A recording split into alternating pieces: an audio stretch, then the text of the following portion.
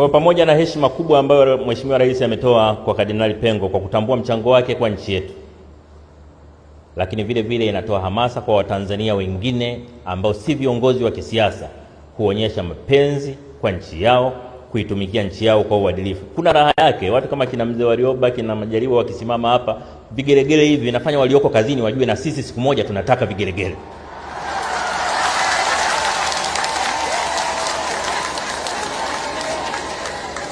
Lakini pia kujua kwamba nchi hii kila mtu ana nafasi na wajibu wa kuitumikia.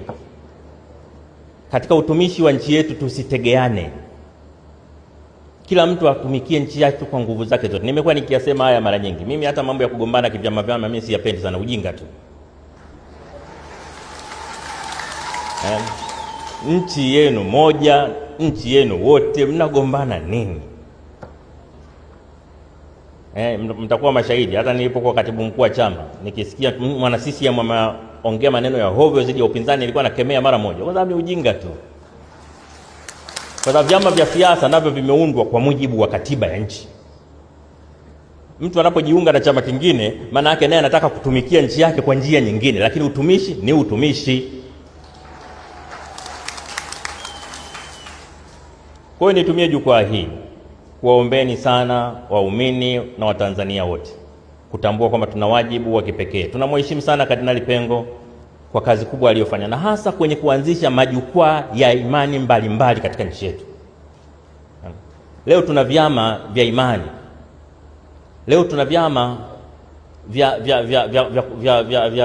ambavyo vinahusisha dini mbalimbali, Wakristo, Waislamu, Buddha, kuongelea amani katika mikoa yote, katika wilaya zote nchini. Lakini walioshiriki kuasisi jambo hili ni pamoja na Kardinali Pengo.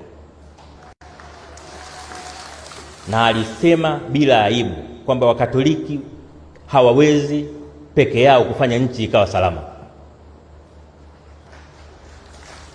Isikilizeni hotuba aliyoongelea kuhusu Mwalimu Nyerere. Amesema maneno mazito sana, maneno ambayo yataishi miaka 100 kutoka leo.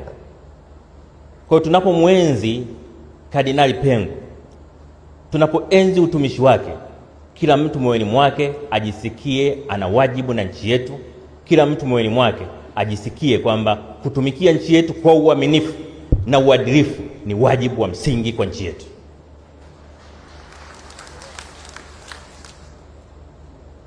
Mababa Askofu, niombe kuwahakikishia sisi kwa nafasi yetu tutaendelea kujitahidi.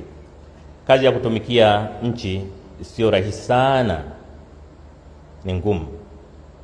Ina vishawishi, ina vitisho, lakini ndio maana maaskofu, mapadri, mashehe wapo ili watumishi wengine katika maeneo mengine mizigo inapoelemea, maaskofu, mashehe, mapadri wote waweke mikononi mwa Mungu.